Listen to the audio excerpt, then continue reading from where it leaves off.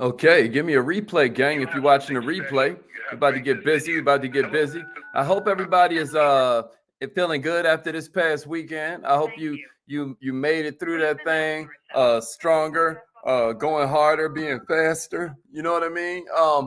Our whole idea here every single morning, if you've never tuned in before, is to get you to a position where you're able to move further, faster with less effort. We're trying to get you into a position where you're able to kind of like get in the mindset to discover new things, the skill set to do something with it, and then the heart set to cherish the opportunity you got. You see what I did there? That's still mindset, skill set, and heart set. You know what I mean? The mindset to kind of like discover and acknowledge what is dope about you. The skill set where you're going to nurture it and become the best you can be in that particular discipline. And then the heart set to realize you got to cherish the moment, that tomorrow ain't promised, that time is a resource that everybody wants more, but everybody uses it the worst. It's going to take your heart set for you to understand that this is the moment that you should write that letter to your mom. This is the moment that you should reach out to that family member and love on them. This is the moment that you should ask yourself, man, what can I be doing to be more efficient? What can I be doing to become a better leader? So it's still all about heart set, skill set, and mindset. And so this morning, what we're talking about is this whole leadership thing, because you've heard me say it before, and I'm sure you'll hear me say it again, y'all. Every problem in society is really a problem of leadership. Somebody give me this in the comments and give me a share. Let's get this party started right. Your pain is your credential. Your pain is your credential. This morning, we're going to talk about 9 habits of leaders who outperform their talent, who outperform those who are more qualified, who are more skilled, who are positioned better. How do you outperform the other leaders in your circumference when you don't have their amount of skill? You don't have their amount of talent. I'm going to tell you something. It depends more on your disposition than it does on your position. And ever since I discovered personal development, my life has changed. I've been leading people ever since I discovered personal development. I'm going to say that again. Ever since I discovered personal development, my life has been different, Donna, because I began leading people, not in a traditional sense where somebody gave me control of a group or an organization. I didn't go and buy Facebook groups. We'll talk about that on a future training. Do you know you can buy a Facebook group and all of a sudden be a leader of that group? I didn't do any of that. My leadership occurred naturally through me just giving what I was given. I felt so good about the information that changed my life. I felt so blown away by the new perspectives and the new paradigms that were shared with me that I began feeling like it was only right to share them with other people. I began feeling like, man, if I'd have known this a lot earlier, I'd be a lot further along.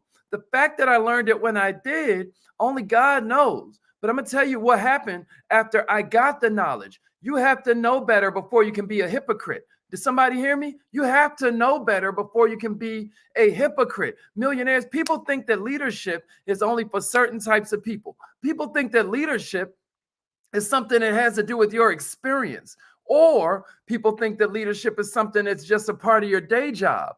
All of this is labels. All of this is outdated crap that somebody taught you. Anybody can be a leader, including you. And I'm going to tell you something else. Anybody can be anything. You can be a race car driver. You hear me? You can be a champion juggler. Do you hear what I'm saying to you? Anybody can be anything. Ain't nothing stopping you but you. Leadership is just one of them words that scares people because it sounds like you got to do a lot. But the reality is, to be a leader, you don't necessarily have to do a lot at all. It helps to be able to mirror a good leader you see around you, and you'll do that automatically. So ain't no need to stress that. At the end of the day, leadership is about the fact, are people giving you and gifting you with some sort of influence over their lives? That's what leadership is about, you know. And then do you use that leadership in a positive direction?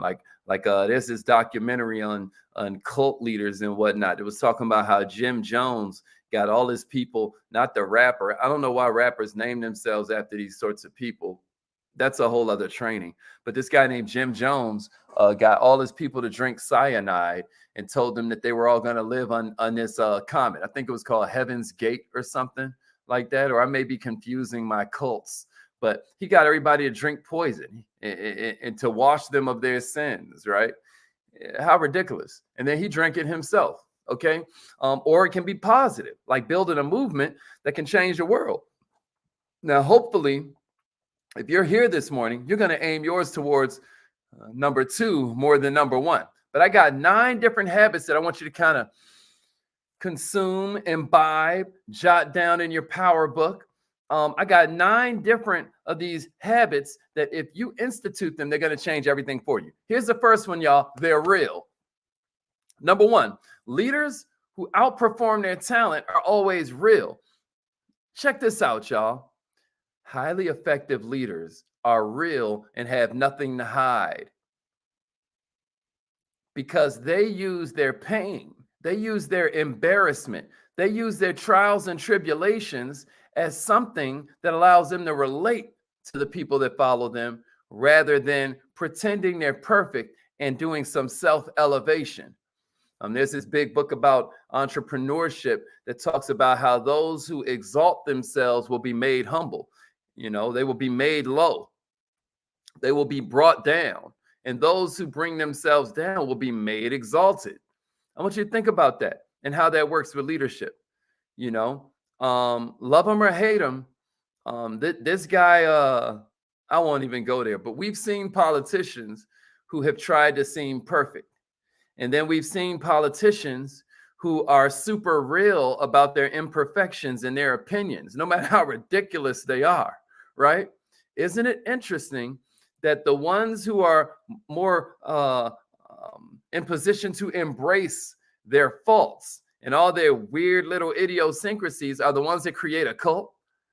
Isn't that interesting? See, what the real leaders understand is that they're messed up just like the rest of us. They embrace their imperfection. They almost celebrate it in a way. And then we just fall under their sway. Since they're as confused and messed up as we are, we don't feel like that. I recently read somewhere that no one will ever be president that you don't want to have a beer with, that you don't want to sit down at a bar and cool out with them. That's the point, millionaires. We're all so similar. It's just that leaders accept the fact and rally people around the idea.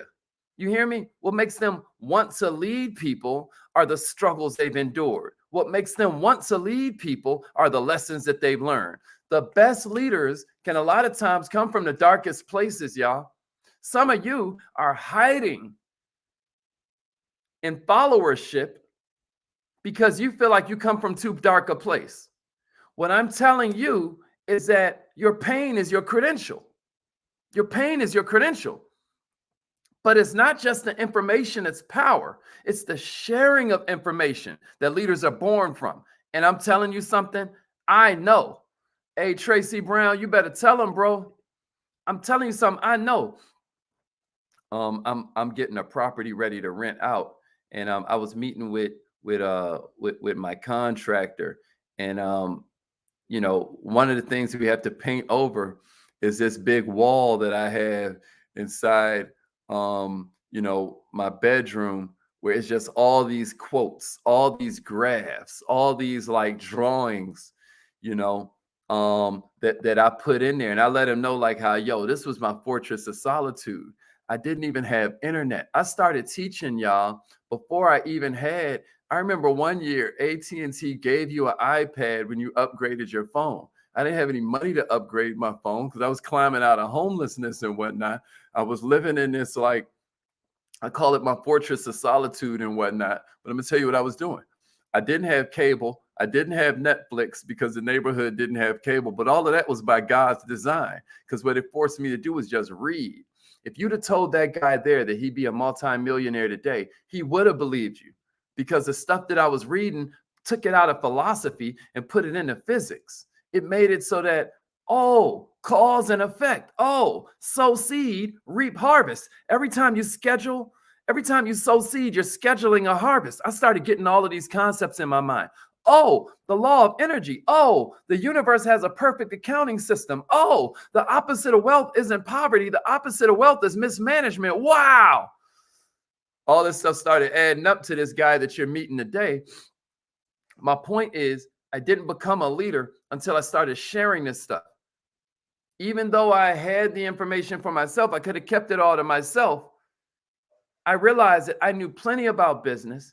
I knew plenty about helping businesses work. I knew plenty about sales. I trained salespeople since before I was a teenager. I knew how to make them understand the stuff that they didn't know.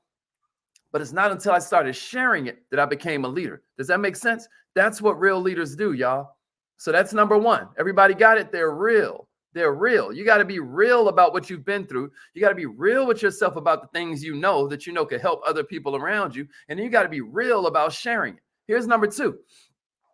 They're confident without being cocky. They're confident without being cocky. The best leaders are confident, but they do not focus on themselves. You get the difference? All suffering comes from self-absorption. I'm not saying all pain comes from self-absorption. I said all suffering. Pain is an immediate and temporary kind of like anticipation of hurt. That's where your pain is coming from, right? But suffering is when you lather yourself all in it. Suffering is when you lay down in it and let it marinate on you. Y'all ever marinated, a piece of meat or a fish or something like that? Well, you're marinating yourself in it. It's because you're thinking about yourself. Oh, well, my child is in such trouble. You ain't thinking about your child. You're thinking about how everybody's going to look at you as a parent. You're suffering because you're self-absorbed. Does that make sense? All suffering comes from self-absorption. And that is the difference between being cocky and being confident. The best leaders are confident without being cocky. They back their decisions and they're prepared to walk away from them if they need be. They don't need to walk away permanently, but they will walk away long enough to rebuild and keep fighting. Millionaires, write this down. Ego is the enemy. Ego is the enemy. And leaders know it better than anybody. Too much confidence and you're going to make poor decisions. You're going to make it about you. You're going to go off your emotional impulse. And then that's when you get tooken for what you got. That's when you get scammed. That's when you get manipulated by some outside force, right? But check it out. Not enough confidence can make people not resonate with you. It's that fine balance of confidence that leaders nail every single time. It's what they're known for. You hear what I'm saying to you? Here's number three. They're very curious. They're very curious. See, when you're self-absorbed, it's easy for you to move into what's called a fixed mindset, which almost makes you fear learning new things because your ego can't handle you not being on solid footing anymore. But see, when you're in growth mindset, you're very curious. You relish the ability to walk on some land that ain't so stable because you're like, oh, I'm going to learn something cool here. You ever seen a leader locked away in an office away from the action? And they do that constantly whenever there's a crisis going on? That's not a leader. That's a dictator. That's a manager. Leaders embrace open environments. They welcome people towards them. A good leader knows that allowing others in and being curious about their ideas is where the next big thing comes from. Because check it out. They a lot of times are telling you the idea because they ain't got the heart to see it through. But they're coming to you because they respect you and your ability to execute. You see that? They are honoring you by giving you their best idea. But if you ain't even curious, you're going to miss God when he's talking to you. Curiosity in entrepreneurs also lies within leaders because it's about being open-minded so you don't miss what's standing right in front of you that can hit you in the face and knock you out. You will have an opportunity that is sitting there right, and you won't recognize it because you don't have a growth mindset.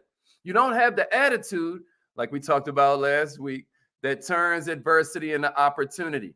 Pretend leaders have this happen all the time, and then they blame other people for their misfortune. And it's very unfortunate when they are the cause of their own life, right? All right, here's number 4. Leaders are constantly promoting innovation. Only 2 activities that make money for any business, y'all, are innovation and marketing. The only 2 categories that truly make money for any business. The only 2 categories that truly make money for any business are innovation and marketing. Nothing lasts forever, y'all. And highly effective leaders know this better than anybody. Change is a constant. It's progress that's optional.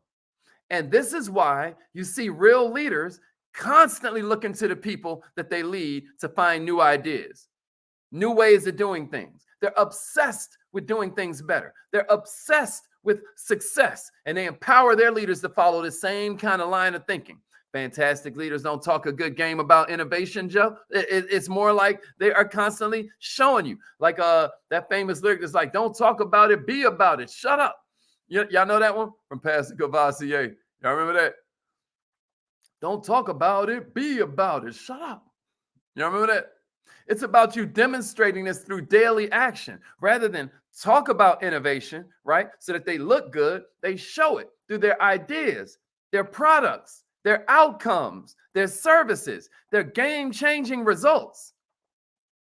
Millionaires, innovation mindset is how you change the world. Here's number 5 I got for you, though. They outsource everything. You want to talk about a habit that helps a leader outperform their talent? Let's talk about outsourcing for a minute. Somebody give me this in the comments and then give me a share if you agree. Only if you agree. Delegate or stagnate? Delegate or stagnate? Listen to me. Number 5 I got for you is that leaders outsource everything. Leaders know that they can't be the only one person doing all the doing. That's why they almost never do anything themselves, right? You got to focus on being a visionary. There's somebody else that's going to be in implementation. Leaders concentrate on what they do best, which is leading people, which is getting the best out of them.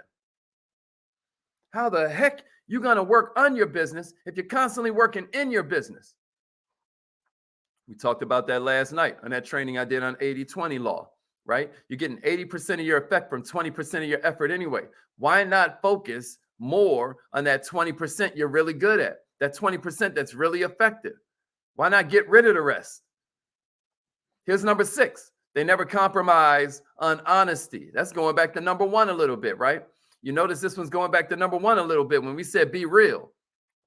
Now, this should apply to everybody, not just leaders, but so few people follow it that just by doing number 6, you're going to be looked at as a leader in your circle. They never compromise on honesty. The moment you think it's okay to be dishonest is the moment all your success disappears. Even if it looks like it's still hanging out, even if it looks like you're still successful, now you're going to start to feel like a failure when you look in the mirror. And it's only a matter of time before that begins to leak out in different of your thoughts and feelings, and then, of course, your activities. Phenomenal leaders are probably overly honest, especially when they screw everything up, especially when they know that they have a responsibility that everyone else is counting on them. That makes them take responsibility when it wasn't even really their fault, because they realize it's their responsibility. Rather than playing a blame game, which means you give away your power, they'll look you in the eye and give you confidence that they'll come back 10 times harder. Leaders are winners, y'all. And check this out. If you follow a winner, you're also a winner. You get what I mean? Because the number 1 way for you to begin learning how to lead is you to begin learning how to follow. Here's number 7.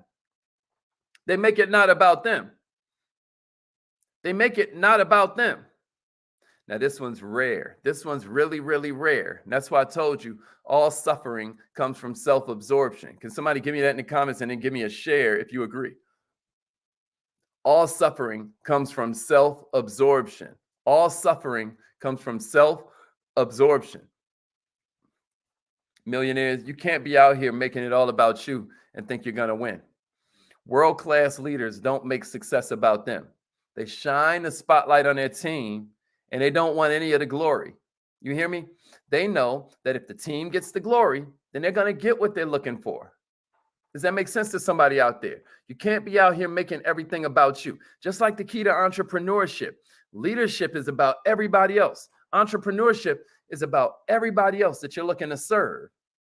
It's not about you selling what you just love to sell. It's about you solving the problems for the people you love to help.